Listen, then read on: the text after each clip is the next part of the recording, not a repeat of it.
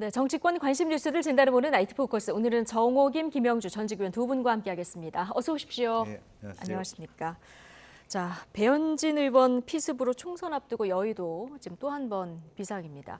지금 이틀째 병원에서 치료를 이어가고 있는데요. 지금 바로 퇴원은 좀 어려운 상황인 것 같아요. 아무래도 정신적인 트라우마가 크고 또 아마 첫날은 긴장하다가 이게 이제 풀리면서 더 통증이 심해졌다고 그런 얘기도 나오는데요. 본인으로서도 참 힘겨운 경험일 것 같습니다. 네. 결코 좋은 경험은 아니겠죠. 그러니까요. 자, 배의원을 습격한 중학생, 내가 연예인이 자주 다니는 그 미용실에서 사인을 받으려고 배회하다가 배현진 의원을 보고 우발적으로 범행을 저질렀다, 이렇게 주장하고 있습니다만 경찰이 좀 규명해야 될 부분이 굉장히 많이 남아있는 이런 상황입니다. 어쨌든 이렇게 정치인에 대한 혐오 범죄가 10대까지 번졌다는 거, 이거 그냥 쉽게 생각하고 넘어갈 일은 아니지 않습니까? 예.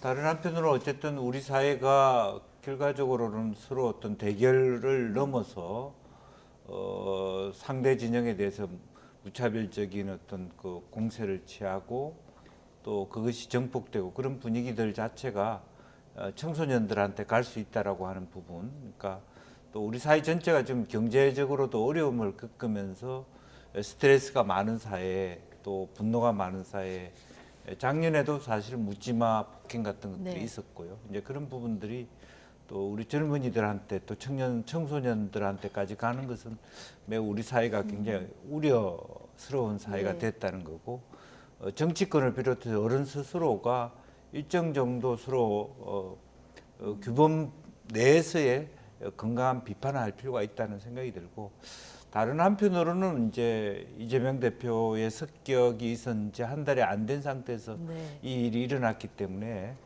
우리 사회 전체가 지금 정치인에 대한 어떤 혐오 그렇게 규명합니다만은 의외로 이 사건은 그렇지 않을 수도 있는 겁니다. 우연찮게 연예인들을 보러 갔다가 또 네. 지금 이제 응급 입원을 했다라고 하는 것은 네. 정신적으로 정상적인 상태가 아니고, 특히 이제 15세 같은 경우는 사실 우리가 청소년의 연구를 해보면 이제 기본적으로 모라토리움이라고 하는 집행유예를 두는 이유는 정서적으로 또 정치적으로 생각적으로 불안전하기 때문에 네. 그런 부분인데, 불안전할 뿐만 아니라 이 지금 이 학생의 경우에는 비정상적인 친구들의 말을 통해서 본다면 스토킹을 했다든지 뭐 그런 부분들이 있기 때문에 너무 지나친 이 부분을 정치 혐오와 그냥 바로 연결해서 얘기하기도 아직은 조금 네. 섣부르다는 생각도 네. 좀 듭니다. 경찰 수사 과정을 좀 지켜봐야 된다는 말씀이신데요. 어쨌든 연이어 벌어진 습격 사건의 정치권은 굉장히 뒤숭숭합니다. 정치권 모두 피습 규탄에는 한 목소리를 내고 있습니다만, 그러나 피습 사건의 원인을 놓고 또 충돌하는 모양새입니다. 직접 듣고 오시겠습니다. 우리 정치가 상대를 정오하고 잘못된 언어로 국민에게도 그 정오를 전파하는 일을 끝내지 않는 한 이런 불행한 사건은 계속해서 반복될 가능성이 큽니다. 음모론, 혐오 표현, 근거 없는 비방, 가짜 뉴스에 의한 선동 같은 언어적 폭력이 물리적 폭력으로 이어질 가능성이 큽니다. 배현진 의원에 대한 테러는 이재명 대표에 대한 정치 테러 사건을 축소 왜곡한 경찰의 소극적인 수사가 낳은 참사입니다. 백주 대낮에 벌어진 야당 대표 피습을 중대 범죄로 규정하고 제대로 경각심을 주었다면 지금과 같은 모방 범죄가 반복될 수 있었겠습니까? 네. 자, 앞서 김영주 전 의원께서 네. 이번 범죄를 그 정치인에 대한 10대 혐오 범죄로까지 연결시키기는 아직 좀 지켜봐야 된다, 자, 이런 말씀 해주셨는데, 민주당에서 나온 얘기를 보면 이재명 대표에 대한 경찰의 소극적 수사 때문에 이번 참사가 벌어졌다, 이런 주장이거든요. 어떻게 보십니까? 이제 여기서 우리가 얘기해 볼 수 있는 것은 이제 이 청소년이기 때문에 모방 범죄의 가능성은 있을 수 있다고 생각이 들어요. 예. 그걸 보고 이 친구가 자기도 그런 것을 해보겠다라고 생각할 수도 있는 부분은 있겠습니다만은, 경찰이 수사를 제대로 잘 못해서 이 사건이 일어났다. 이것은 사실은 소위 합리적 논리가 안 쓰는 부분이고요. 또 실제적으로 이 지금 최근에 이제 지금 어제 오늘 드러 나오는 이야기들 속에서 보면 결과적으로 학교 생활에 있어서도 문제가 있었던 것이고, 또 본인도 어쨌든 이것은 뭐 다시 조사를 해봐야 되겠습니다만은 연예인 보러 갔다. 네. 그런 거고, 어제는 우리가 그 공간이 어딘지를 전혀 모르고 마치 신사동 백주 예. 대낮에 당한 것으로 보였는데, 화면을 보니까 바로 대낮에 큰 도로변은 아니었고 건물 안에 예. 나오면서 이제 그렇게 됐는데, 우선 뭐 정치인이나 총선을 임하는 분들이 이런 범죄가 많아질 걸 대비해서 경호도 잘하고 뭐 경찰 협조를 잘한 것은 뭐 있을 수 있는 이야기지만, 이 친구의 경우에는 사실은 전혀 다른 배경을 가질 수 있다. 15세의 그 눈높이에 따라서 봐야 되고, 왜냐하면 배현진 의원이 당 대표도 아니고 정치적으로 매우 말하자면 중요한 인물도 아니다는 거고요. 이재명 대표를 중요한 인물일 습격했던 분은 수도 있지만 예, 중요한 있죠. 어떤 네네. 중진의 역할은 네, 아니다. 네. 예. 그런 부분이 있고, 이제 이재명 대표를 향한 그분은 60대 중반에 그동안의 어떤 정당 활동도 네. 해왔고, 뭐 정치적 분노도 하고 자기 나름대로 했던 뭐 비정상적이지만 자기 사명감도 있는 건데, 물론 뭐 이 네. 15세 이 친구가 정치적 관심을 많았다는 것은 느껴지지만 정치인에 대한 혐오로만 네. 우리가 미리 규정하는 것도 좀 섣부르다. 네. 뭐 그런 생각도 듭니다. 알겠습니다. 정우김 의원님, 그런데 이재명 대표 이제 피습 때 신상 공개 정도는 해야 되는 거 아니냐 이런 여론도 상당히 좀 많긴 했는데요. 좀 어떻게 보십니까? 그 새로운 법 규정에 따라서 네. 경찰의 신상 공개 심의회를 구성해가지고 심의회가 공개하지 않는 것으로 결정했다라는 것 아닙니까? 그러니까 경찰이 결정한 것이 아니라 심의회가 네. 그렇게 결정을 한 것이긴 하나, 제 개인 생각을 말씀드리자면은 지금 이런 사건이 재발할 수 있는 가능성은 여전히 열려 있습니다. 그렇기 때문에 향후에 이러한 그 잠재적인 그런 가해자들에게 만약에 이러한 식의 테러나 폭력을 행사하게 되면 예. 당신의 이름이 공개될 수도 있다라는 그런 경고성의 차원에서도 지금 이재명 야당 대표가 피습을 당했는데 향후에 여당에 누가 피습을 당할 수 있는 가능성은 여전히 열려 있는 거 아닙니까? 그러니까 이거는 무슨 여야 좌우의 문제가 아니라 네. 더군다나 이거 외국의 뉴욕 타임스에 이미 가해자의 이름이 공개가 됐습니다. 그럴 뿐만 아니라 보통 이런 정치인에 대한 그런 테러에 있어서는 이름을 공개하는 것이 세계적인 추세입니다. 이미 과거에 1800년대에 에이브라함 링컨에서부터 시작해갖고 레이건 대통령에 이르기까지 그 암살을 시도하거나 공격했던 사람의 이름을 우리는 인터넷을 통해서 다 알고 있거든요. 그런 차원이고요.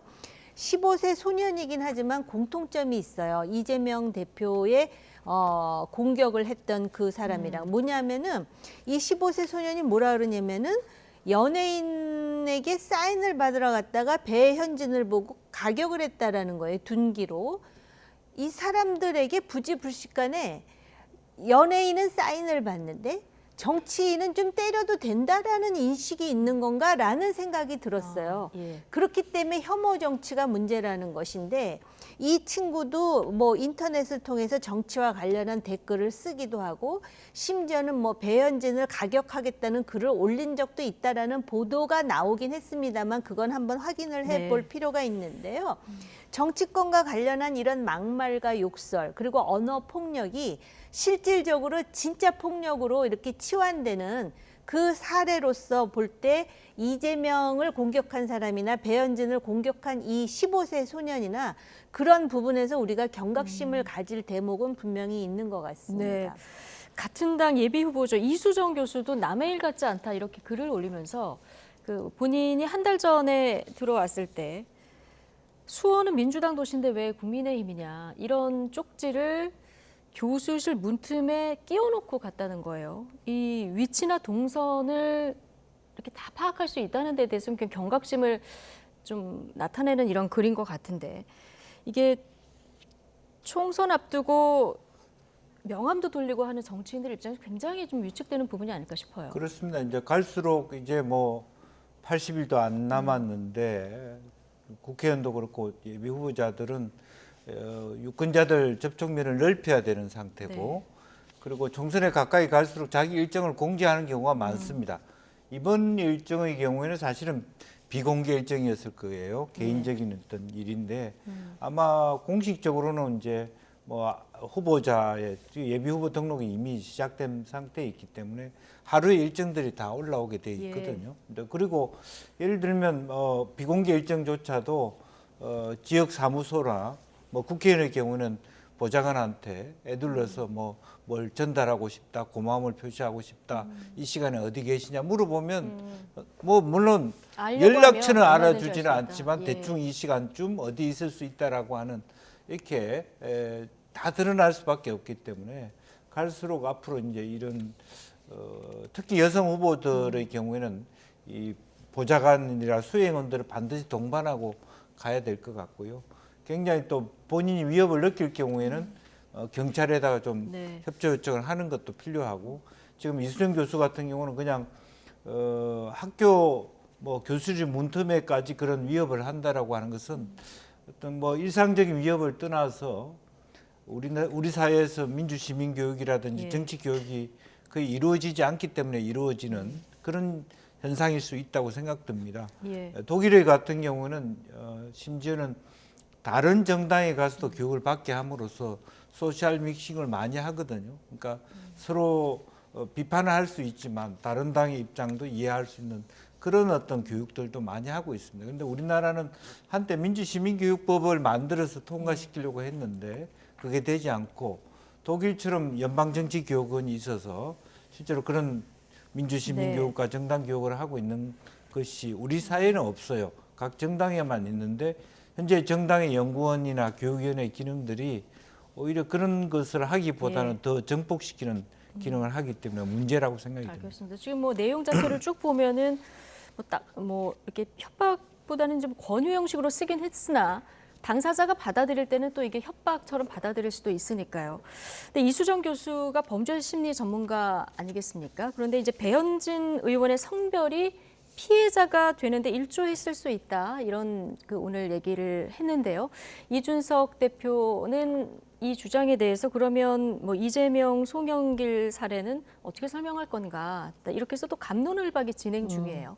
어떤 취지로 봐야 될까요? 이게 이수정 교수가 모 언론에서 만약 가해자가 어린 청소년이라면 온라인을 통해서 여성에 대한 적대감을 야기하는 전반적인 흐름 끝에 우발적인 사건을 일으킨 것일 수도 있다. 그렇기 때문에 여성이기 때문에 피해자가 되었을 수도 있다라는 취지로 얘기를 하다 보니까 이제 이준석 대표가 그렇게 반박을 한 것인데요. 제가 볼 때는 온라인상의 여성에 대한 적대감보다는 정치 사이트를 많이 들여다보고 글을 남겼다고 하는 것을 봐서는 그런 것이 일정 정도 영향을 끼쳤으며 그다음에 이 15세라고 하더라도 요새는 체구가 만만치 않습니다. 근데 배현진 의원도 체격이 굉장히 크거든요. 근데 아무리 남자가 체구가 작아도 완력을 쓰면 여자가 특별히 뭐 호신술이나 무술을 익히기 전에는 더군다나 뒤에서 공격을 했잖아요.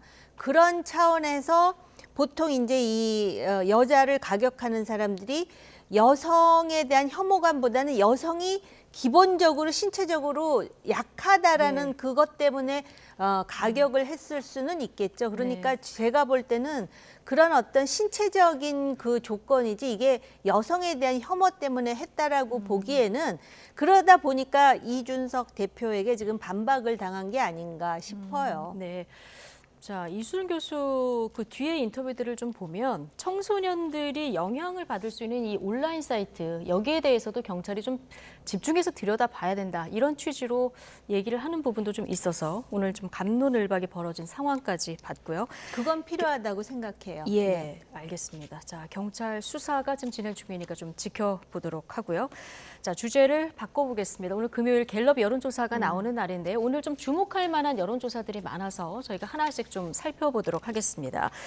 국민의힘 한동훈 비대위원장 취임 한 달인데요. 자, 역할 수행을 잘하고 있느냐?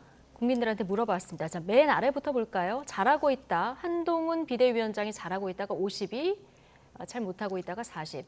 그 위로 좀 올라가서 보시면 김기현 대표, 자, 그 시기가 조금 다르지만 어쨌든 잘하고 있다 26, 29. 이준석 전 대표 때도 37인데요. 박근혜 비대위원장 시절로 올라가면 이제 긍정 52%. 이거 같은 수치를 좀 보일 수 있습니다. 민주당하고도 좀 비교해 볼까요? 자, 민주당도 이재명 대표 그리고 송영길 대표까지 봤을 때 다 30% 초에서 중반까지 긍정 평가가 나오고 있는 이런 상황이라서 이 50이라는 숫자가 굉장히 오랜만에 보는 숫자고요. 그리고 이 박근혜 비대위는 사실 비대위 중에서 굉장히 성공한 비대위라는 평가를 받는 천막 당사 예. 그 시절에 이 여론 흐름은 어떻게 보십니까? 우선 뭐 제가 이제 다른 프로그램에 나와서 그 배재대학교 석좌 교수인 김형준 교수님의 표현을 들었는데 이번 한동훈, 윤석열 두 분의 충돌은 골프로 비교할 때 미스 샷을 했는데 홀인원이 된 케이스다. 미스샷을 했는데 홀인원이 됐다. 예. 이제 서로 이제 김영준 교수님 표현이십니까? 네, 그런 말씀을 예. 주셨어요. 근데 그것은 뭐냐하면 사실은 서로의 약간의 어떤 뭐 마리 앙테나 네트의 발언도 심했고 또 이관섭 비서실장도 좀 거칠게 한동훈 네. 그 비대위원장을 대했고 예. 여러 가지 과정 또 한동훈 비대위원장도 말하자면 서울시당에서 지역에 당협위원장이 있는데도 불구하고 김경줄 비대위원을 올린 것도 실수예요, 사실은. 그런데도 불구하고 그런 충돌을 한 것은 결과적으로 이번 총선을 윤석열과 이재명의 총선으로 윤석열 정부의 중간 심판으로 끌고 갈 부분을 실제적으로 다르게 한동훈과 이재명 체제로 끌고 가는 국민의힘이 실제적으로 총선에서 조금 더 성적이 낮게 되는 네. 하나의 전환점이 되었다. 그리고 뭐 한동훈 비대위원장을 뭐 윤석열의 아바타라고 얘기했는데 그 부분이 아님이 네. 증명됐다.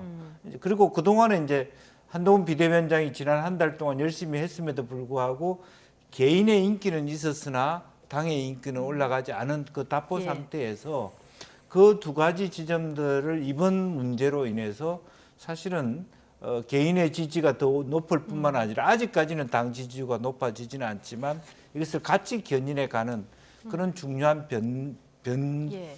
곡점이 되었다라는 측면에서 박근혜 비대위에 준하는 정도의 높은 평가를 하는 것 같다라는 생각이고요. 예. 또 그것은 아마 국민의힘 지지자, 보수 지지자층들이 아마 이준석 대표의 분당이나 여러 가지 위기 상태에서 이런 일 자체가 굉장히 네. 말하자면 특히 뭐 수도권의 또 국민 대부분이 김건희 여사 백 문제가 굉장히 어려운 이번 총선의 걸림돌이 될 것인데 허들을 굉장히 낮춘 거거든요.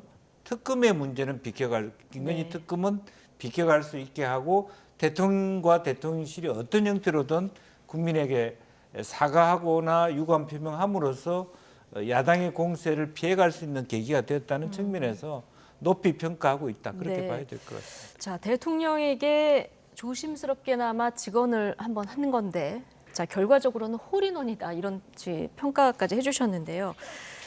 그럼 같은 기간 대통령 지지율은 어떻게 움직였는지, 자, 이 부분도 좀 궁금한데요. 지난주 대비해서 봤을 때 부정평가가 5%포인트 올랐고요. 긍정평가가 1%포인트 줄었습니다. 그러니까 이 여론조사가 진행된 날짜가 화요일부터 목요일까지거든요. 그러니까 대통령실과 여당의 비대위원장 충돌이라는 대형 이슈에 대한 반응폭이 좀 있는 것 같아요. 네. 그 대통령 지지율이 그것 때문에 영향을 받은 데다가 더하여 그 여사의 명품백 문제가 네. 아직 해결된 게 아니잖아요. 그래서 그만큼 이거에 대한 여론이 상당히 부정적이다라는 것을 함축적으로 보여주는데요. 그런데 지금 한동훈 위원장의 지지도가 52%가 나왔다라는 거 아닙니까? 박근혜 비대위원장이 한창 때, 그러니까 이명박 정부 때 딱 그 당은 당대로 네. 그리고 이명박 정부는 완전 레임덕에 있는 상황에서 지지도가 52고 그다음에 부정평가가 24%밖에 안 네. 돼요. 근데 지금 한동훈 비대위원장의 부정평가는 여전히 40%로 그렇게 낮지 않은 수치거든요. 이거는 무슨 의미냐면은 요번 일을 계기로 해가지고 보수 지지층이 완전히 한동훈 중심으로 뭉쳤다라는 거예요. 네. 그래서 이번 선거를 한동훈 대 이재명으로 갈 수 있는 하나의 틀을 만들었는데 지금 윤석열 대통령으로서는 이 상황이 불쾌할 수도 있죠. 네. 그러나 원래 윤석열 대통령이 원했던 것이 바로 한동훈 대 이재명 체제로 선거를 치르는 거 아니었을까요? 그런 차원에서 의미가 있다고 보여지고요. 예. 그런데 여전히 중도층이 관심을 보이는데 완전히 지금 한동훈 위원장에 대해서 지지를 표명하는 쪽까지는 안 갔다라는 게 부정평가 40%에서 보여지거든요. 앞으로 그거는 과제로 남은 것이죠. 네. 그리고 여기서 또 흥미로운 건 이재명 대표예요. 예. 그 피습을 당했음에도 불구하고 긍정평가가 35%대에 불과합니다. 네. 이거는 지금 윤석열 대통령 지지도가 낮아서 지금 국민의힘이 수도권에서 어렵다 하지만 아직 이재명 대표가 뭐 당내에 무슨 뭐 통합 공천이라고는 하지만 공천의 개혁을 하고 있는 것도 아니고 그렇기 때문에 얼마든지 국민의힘이 치고 나갈 수 있는 공간은 만들 수 있다라는 네. 가능성을 보여주는 대목입니다. 예. 어쨌든 한동훈 비대위원장은 긍정평가가 높긴 하지만 부정평가가 여전히 40%라는 거, 이 점도 좀 눈여겨봐서 그렇습니다. 앞으로의 행보도 네. 눈여겨서 봐야 된다는 네. 얘기신데요. 대통령의 부정평가가 올라간 부분 아까 보셨는데 어디서 올라갔을까? 자, 이 조사도 있던데요. 부정평가 이후에서 김건희 여사 행보가 뭐 1%, 2% 보이다가 지난주 대비 9%, 그러니까 7%포인트 올라서 지금 9%를 보이고 있거든요. 대통령실에서 입장을 표명 뭐 한다 안 한다 말이 있습니다만은 지금 이 여론을 좀 주시하고 있겠죠. 그럼요. 여론을 주시하고 그래서 이제 그 대담 형식으로라도 입장을 지금 표명할 것인지를 지금 다들 지켜보고 있는데요. 네. 만약에 입장을 표명한다면 정말 그 소위 표현은 뭐합니다만 화끈하게 입장을 표현해야 돼요. 화끈하지 않고 또 뭔가 여기에 또 어떤 그 뭐라 그럴까 달리 해석할 수 있는 여지를 남겨두게 되면 입장 표명의 효과가 나타나지 않을 수도 있어요.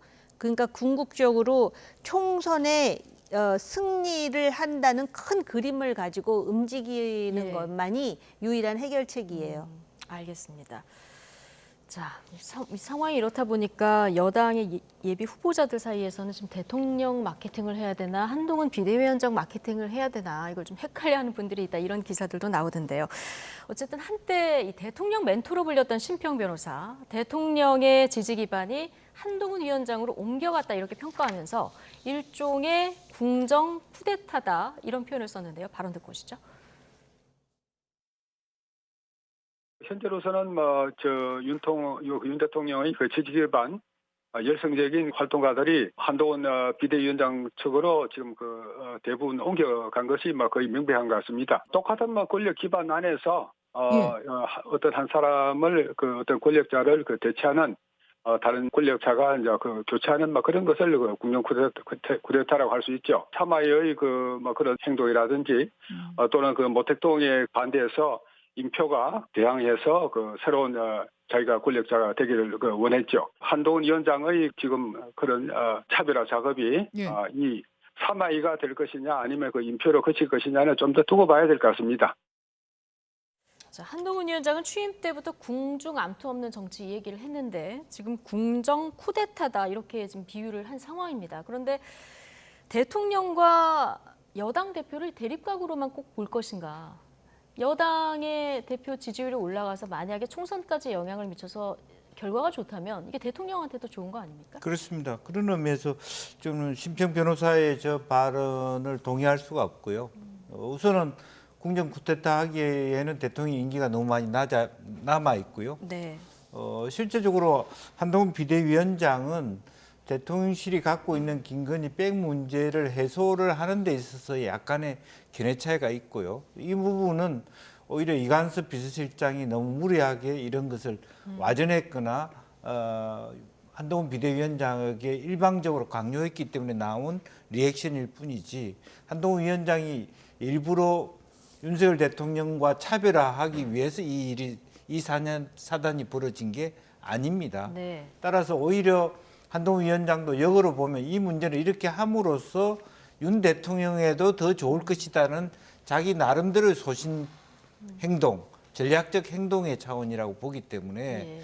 우선 윤 대통령과 갈라서기를 가시화시켰다는 방식으로 보는 것은 적절하지 않다라고 보여지고요. 서천 화재 현장에서도 실제로 대립각을 세우면서도 폴더 인사를 하고 두 사람의 관계를 뭐 완전한 봉합의 형태는 아니지만 어쨌든 봉합을 했다는 것이고요. 네. 또 그런 의미에서 지금 한동훈 비대위원장의 행동은 그동안 오랫동안 옆에서 지켜본 윤석열 대통령 스타일을 알기 때문에 그런 부분과의 어떤 우리 국민들은 아직 잘 모르는 부분이 있겠습니다만은 대립격을 위한 어떤 차별화의 차원으로 볼 것은 아니다. 오히려 방금 앵커가 말한 것처럼 내가 이런 과정에 서로 어렵지만은 과정을 통해서 틀 것은 틀고 갔을 때 총선 승리가 되고 그게 조기 대통령의 레임덕을 막는 효과가 있다라는 어떤 선의로 받아들여야 되지 않을까 그렇게 봅니다. 예. 자, 갤럽 여론조사로 다시 좀 돌아가 볼까요? 앞서 이제 한동훈 위원장 인기가 급상승한 이런 결과치 보고 왔는데 이게 정당 지지까지 연결이 됐는지 한번 살펴보겠습니다. 그런데 이제 정당 지지율에는 보시는 것처럼 큰 변화가 없는 상황인데요. 맨 마지막에 무당층 비율 4%포인트 떨어졌습니다만은 여전히 22%로 높은 상황인 걸 확인할 수 있고요. 그리고 22대 국회의원 선거에서 어느 당이 다수당이 되기를 바라느냐 이 질문을 던졌을 때 자, 보시면은 전체로 봤을 때 제3지대가 다수당이 됐으면 좋겠다라고 보는 층이 24%고요. 이걸 수도권으로 좁혀보면 이 수치가 조금 더 올라가는 이런 걸 볼 수 있습니다. 거의 이제 뭐 여당, 제1야당, 제3지대가 뭐 비등비등한 수치로 가고 있는데 여당 입장에서 뭐 비대위원장 그 인기만으로 그 총선을 치르기엔 좀 부족한 수치라는 걸 보여줄 수도 있고 앞서 그 부정평가 40%도 눈여겨봐야 된다고 했는데 앞으로 그렇다면 한동훈 비대위가 넘어야 할 가장 큰 산은 뭡니까? 아마 공천 과정일 거예요. 그러니까 이제 지금 요번에 대통령이 대담을 할 것인지 안 할 것인지 그래서 그 문제를 풀어야 되는 부분이 있고요.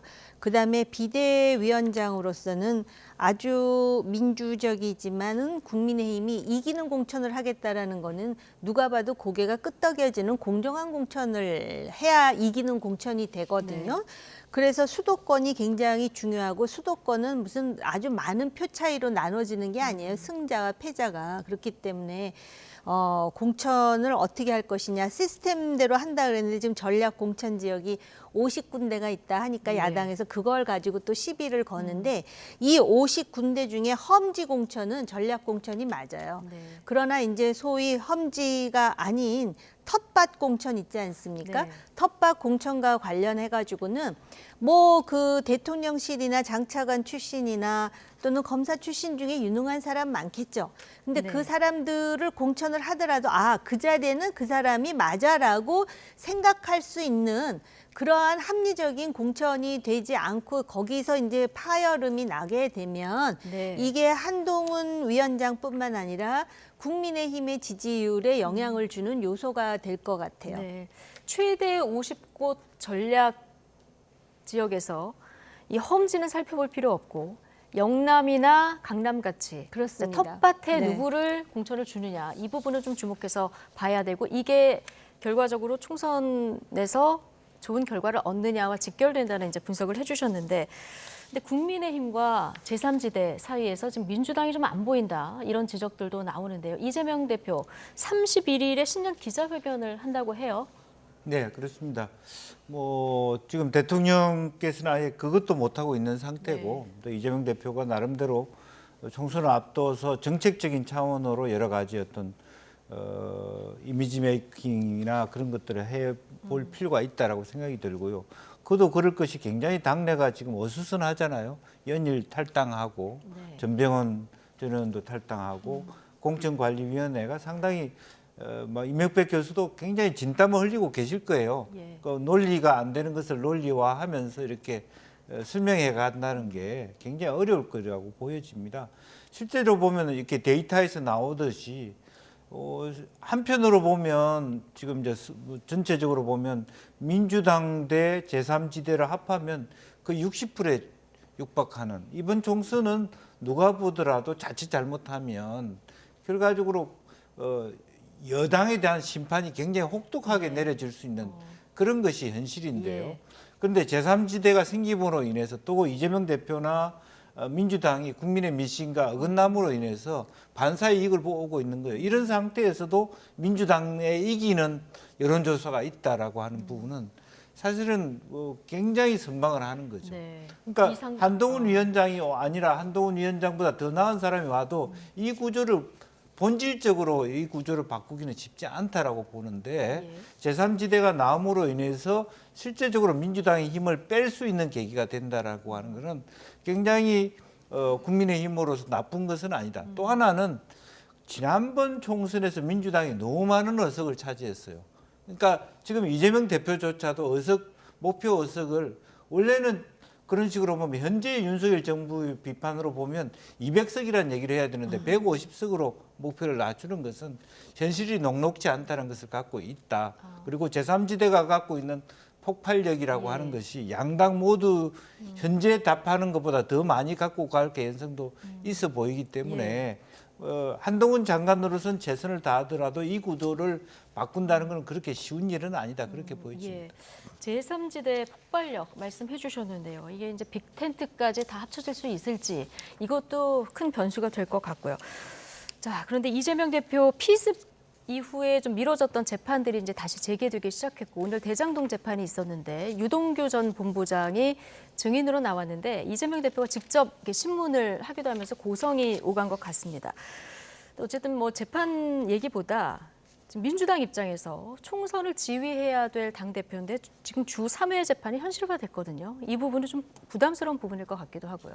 근데 개의치 않을 거예요. 일주일에 3회 재판 리스크가 걸려 있고 총선이 뭐 76일 남았습니까? 얼마 안 남았어요. 그게 또 뭐 길다고 하면 길 수도 있는 일인데 본인 스스로도 출마할 것 같고요.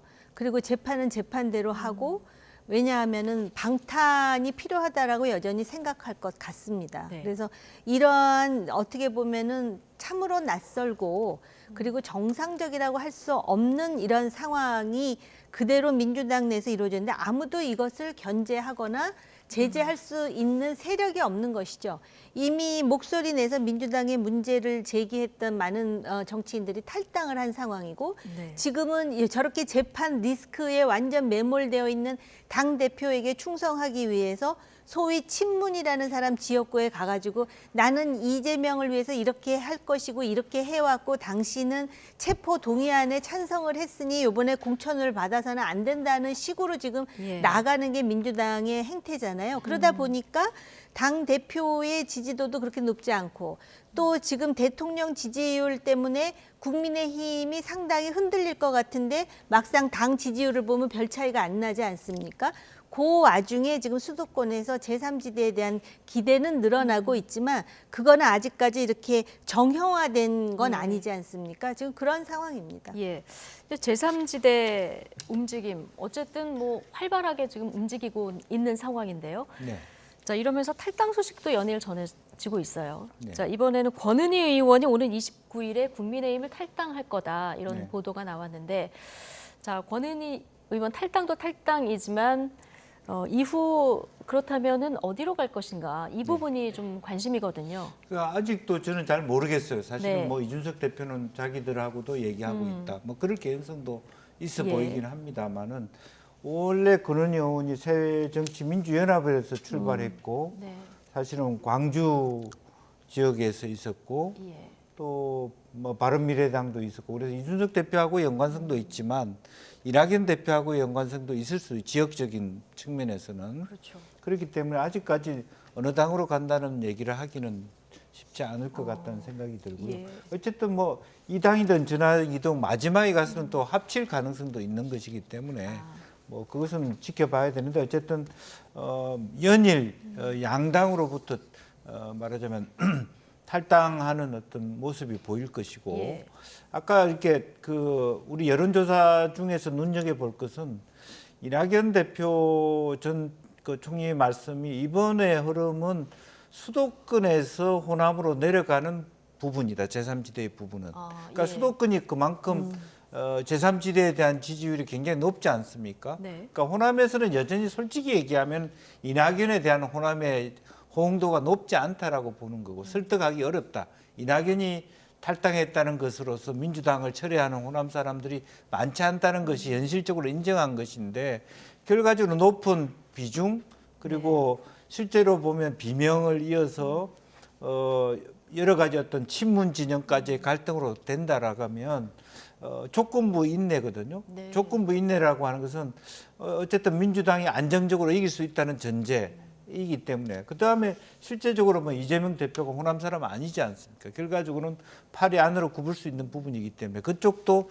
인계점이 있을 수 있는 것이기 예. 때문에 그런 폭발력이 있을 수 있고 그렇다면 결과적으로는 권은희 의원조차도 그런 쪽에 더 손을 잡아줄 수 있는 가능성도 없잖아 여러 있다. 군데로 열려 네, 있다. 그렇게 봅니다. 비례대표이기 때문에 탈당과 동시에 의원직은 상실하게 되는데 자 어디로 갈지는 좀 지켜봐야 된다는 분석이시고요. 자 이준석 대표는 권은희 의원과 저희 쪽에서 상의를 하고 있는 것으로 알고 있다라고 얘기했는데 개혁신당으로 갈지는 좀 봐야 되고 개혁신당 오늘 창당 후에 처음으로 현수막을 설치를 했는데 오늘 이 사진이 또 공개가 됐어요. 주황색 후드티 입고 좀 사진이 있으면 화면에 있으면 보여주시죠. 안전모도 쓰고 이준석 대표가 이렇게 현수막을 다는 모습으로 굉장히 눈길을 끄는 이런 상황인데 어떻게 보셨습니까? 그러니까 지금 제3지대에 있는 예. 그 정당들 중에 가장 지금 먼저 앞서 나가고 있는 그러니까 일정 정도 그 무당층을 지금 네. 선점하기 위해서 가장 이렇게 맨 앞에 뛰어가고 있는 정당이 이 개혁신당이 아닐까 이런 네. 생각이 들고요.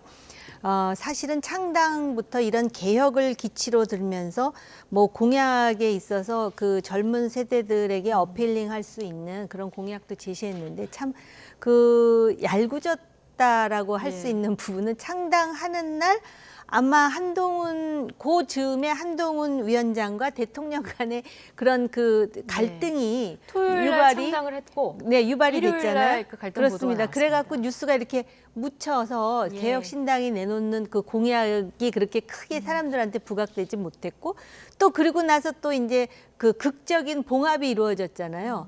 그러다 보니까는 거기다가 사실은 이준석 대표로서는 한동훈 위원장이 굉장히 신경이 쓰일 거예요. 왜냐하면은 네. 어쨌든 이준석 대표의 지지 기반이 젊은 청년들이지 않습니까? 근데 보수 성향의 젊은 청년들이거든요. 근데 이 사람들이 지금 한동훈 비대위원장에도 지금 관심을 보이고 예. 있어요. 그러다 보니까는 이준석 대표로서는 한동훈 위원장을 지금 상당히 일관적으로 공격하고 있는 상황이죠. 네, 그래서 저는 개인적으로 네. 보수에 어쨌든 한동훈도 그렇고 이준석도 그렇고 저런 자산이 있다라는 거는 민주당에게 아무리 자랑해도 지나치지 않다라고 보여지는데 예. 지금 어쨌든 정치적인 상황이 두 사람의 갈려가지고 경쟁 관계로. 이제 경쟁을 하는 예. 그런 상황으로 되었습니다. 알겠습니다. 자, 개혁신당이 얼마 전에 이 노인 지하철 무임승차 폐지 공약을 들고 나왔는데요. 오늘 이준석 대표와 대한노인회 회장이 토론을 벌였는데요. 이 내용도 주목받고 있습니다. 어떤 얘기가 오갔는지 듣고 오시죠. 가정집에서 18도 실내 온도의 보완을 해놓고 전기료가 들 것 아닙니까? 그렇죠. 그럼 부부가 있어도 내나 그 전기료고 아들이 또 참가해도 또 더 손님이 5명이 더 왔다고 전기가 더 드는 게 아니라 내나 18도는 같은 전기요금입니다. 마찬가지로 지하철이 시발점에서 종점까지 갈 때에 전기료는 사람이 탔든 안 탔든 똑같습니다. 예. 그러니까 저 적자 요인은 다른 데서 찾아야 된다. 노인이 안 타도 국가철도 KTX 이런 것도 적자입니다. 그럼 뭐 노인이 안 타도 왜 적자입니까? 지하철 무임승차 제도에 대한 그 왜곡된 가격 구조 이런 것 때문에 발생하는 여러 가지 파생된 문제들도 있습니다. 4호선 51개 지하철역 중에서 가장 무임승차 비율이 높은 역이 어딘지 아십니까? 어딥니까? 경마장역입니다. 어. 예, 그러니까 저는 이게 어떻게 젊은 세대에 받아들여질지 한번 살펴봐야 된다고 생각합니다. 자, 두 분의 토론 일부분을 저희가 뽑아왔는데요. 네. 저 어떻게 들으셨습니까? 저는 이제 그 노인의 입장에서는 이익 단체라는 차원에서 노인의 이익을 대변한다는 차원에서는 저런 말씀할 수 있지만 오히려 어른스럽지 못하는 지점도 좀 있습니다. 어차피 지금 초고령 사회에 들어갔고 2035년 되면 노인의 비중이 30%를 넘습니다. 그렇게 했을 때 지금 이제 8천억 정도 중에 한 3,500억 정도가 무임승차 분이라고 했을 때 제가 이제 서울시 부시장 때 가지고 있는 생각이 예. 지하철의 노화나 부실화, 위험화가 가중된다. 이 부분은 법적으로 노인법에 해당된다면 국가가 당연히 서울시나 전국 지하철의 무임승차 비중을 네. 보건복지부 예산으로 충당해 줘야 됩니다. 저는 그렇게 생각합니다. 그래서 지금 계속 뭐 1호선부터 부실화되고 있고 또 지하철 사고가 많이 늘어나고 있는데 그런 비중이 늘어나고 있는 것만은 사실 아까 뭐 노인회 회장님 말씀이 다 틀렸다는 얘기는 예. 아니지만 뭐 숟가락 하나 더 넣는다고 해서 틀게 안 틀리냐 하는 거지만 구조적으로 어쨌든 노령 인구가 늘어남에 따른 사회적인 대책을 마련해야 되는 상황이다라고 네. 하는 거고요. 그러나 이제 이준석 대표가 노인을 저렇게 찍어서 경마장에 간다 네. 그런 부분은 그것 또한 매우 적절하지는 않다고 봅니다. 예. 우리 사회가 조금 더 미래를 보아서 서로 세대 간의 대화와 예. 소통을 통해서 슬기롭게 대안을 해결해야 되는 문제지 뭐 이렇게 그러면 경마장에 가는 것은 뭐 그게 뭐가 문제란 예. 말인지 너는 이해할 수가 없는 알겠습니다. 부분이죠. 어쨌든 구조적 부분은 좀 들여다볼 필요도 있고 지금 지자체 부담을 중앙 정부로 가져오는 이런 부분 좀 들여다볼 필요는 있지만 굳이 왜 또 경마장 얘기를 꺼내냐 이런 얘기도 해주셨는데요. 그 경마장은요. 네. 그러니까 어르신들이 지하철을 타고 움직여야 운동도 하고 그래서 병원의 의료비를 줄일 수 있다, 절약할 네. 수 있다 그랬는데 그렇게 운동하시는 게 아니라 지금 경마장에 가 계시더라고요. 이 얘기를 하는 거고요. 저는 네. 처음부터 끝까지 다 봤는데 네. 누가 잘했다 못했다를 떠나서 그런 생산적인 토론을 하는 정치 분위기가 만들어져야 된다라고 생각을 합니다. 오늘 그럼 토론은 잘 지켜보신 거군요. 그렇습니다. 네. 제 나름대로 어떤 정책이 중요하다라는 판단도 섰지만 어쨌든 이렇게 네. 이해관계자들과 토론하고 설득하고 또 해결책과 대안을 모색하고 그걸 또 유권자들이 같이 들어주는 예. 이런 분위기를 해야지 맨날 정치 싸움만 하는 것보다 훨씬 생산적이다 이런 생각이 들었습니다. 알겠습니다. 민감한 이슈일수록 좀 토론과 설득의 그렇습니다. 과정이 필요하다. 이런 측면에서 오늘 잘 보셨다. 이런 평가까지 들어봤습니다. 자, 오늘 나이트 포커스 정호김, 김영주 전직 의원 두 분과 함께했습니다. 고맙습니다.